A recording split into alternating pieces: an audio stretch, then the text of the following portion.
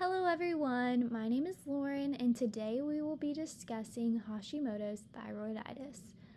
I chose this topic because one of my very first rotations was in adult endocrine and I really enjoyed the pathophysiology and etiology of all of the thyroid diseases. So let's begin. Hypothyroidism occurs when the thyroid gland does not make enough thyroid hormone. Worldwide, iodine deficiency is the main cause of hypothyroidism. However, in the US, Hashimoto's thyroiditis is the most common cause. Hashimoto's thyroiditis is an autoimmune disorder where the body develops antibodies that specifically target and damage the thyroid gland. Hashimoto's has become more common in recent years, and it is now one of the most prevalent thyroid diseases. It is most commonly seen in women, people of Caucasian race, and in the geriatric population. Risk factors for Hashimoto's include a diagnosis of additional autoimmune conditions such as systemic sclerosis, myasthenia gravis, celiac disease, autoimmune liver disease, Sjogren's syndrome, and other connective tissue diseases. It is also suspected that there may be a genetic component to the development of Hashimoto's thyroiditis. Signs and symptoms of hypothyroidism in general include fatigue, weight gain, poor concentration, depression, proximal weakness, diffuse muscle pain, constipation, and menstrual irregularities. Physical exam findings include bradycardia, weight gain, fatigue, thin or brittle hair, delayed deep tendon reflexes, and brittle nails. In extreme cases, hypothyroidism can present with leg swelling, a puffy face or puffy eyelids, delayed relaxation of the deep tendon reflexes, a thyroid goiter, myxedema, or a firm thyroid. The diagnosis of Hashimoto's thyroiditis requires both clinical symptoms that correlate with hypothyroidism, anti-thyroid antibodies, and ultrasound findings. An elevated TSH with a low T4 confirms the diagnosis of primary hypothyroidism. Positive antibodies in the blood can help to further confirm the diagnosis of Hashimoto's as the cause of the primary hypothyroidism. Anti-thyroid peroxidase antibodies, or anti-TPO antibodies for short, are the most reliable source as they are seen in 95% of patients with Hashimoto's thyroiditis.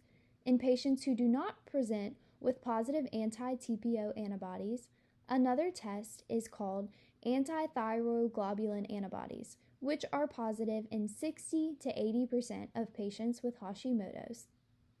The presence of these antibodies are helpful in the diagnosis of Hashimoto's, but they are not definitive because up to 5 to 10% of patients may not have them.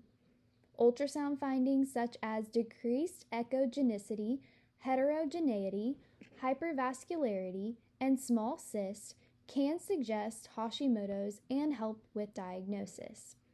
Common diagnostic findings in Hashimoto's include anemia, decreased excretion of free water, and decreased GFR, as well as elevated CK, total cholesterol, LDL, and triglyceride levels.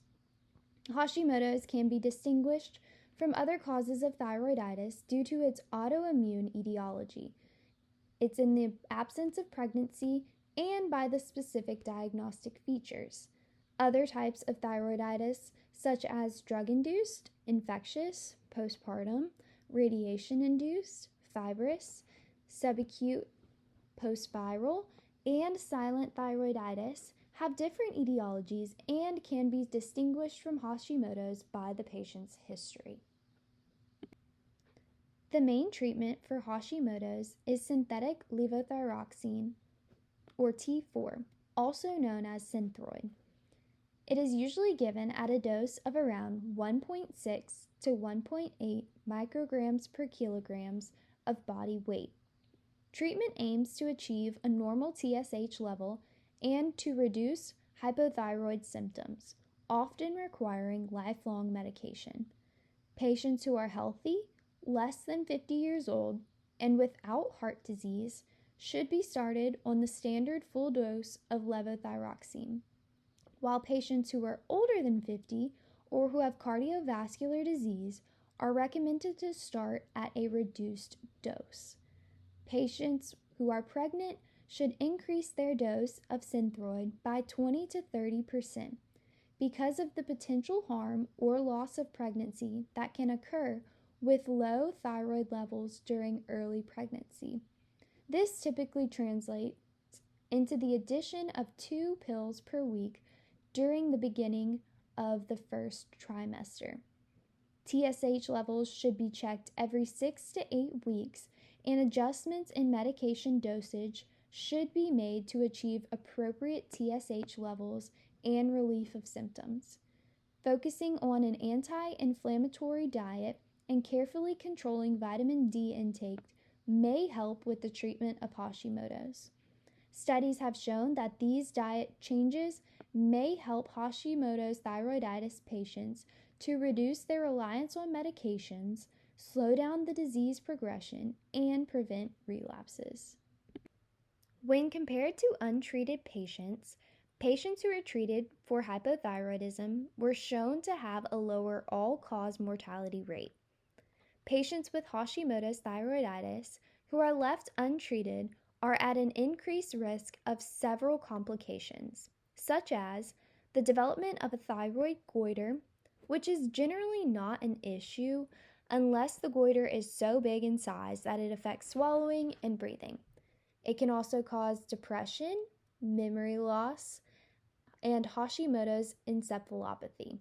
Other issues include reproductive dysfunction, including prolonged or heavy menstrual bleeding, poor pregnancy outcomes, and anovulation, as well as cardiac abnormalities such as arrhythmias, cardiomegaly, and low cardiac output. Lastly, it can put you at risk for a myxedema coma or crisis. Myxedema crisis is a rare, potentially life-threatening condition caused by severely untreated hypothyroidism. Patients may present with drowsiness, followed by inactivity and loss of consciousness. A myxedema coma can be initiated by cold exposure, sedatives, infection, or other stress on the body such as heart failure, cerebrovascular events, trauma, and surgery. It requires immediate emergency medical treatment with intravenous T4. With a mortality rate of 50 to 60%, it is crucial that myxedema crisis is recognized early on in its progression. Hashimoto's thyroiditis specifically has been associated with an increased risk of papillary thyroid cancer and non-Hodgkin primary thyroid lymphoma. Well, it looks like we've made it to the end. Here are my references. I hope you learned a little something today about Hashimoto's thyroiditis. Have a great day and happy studying!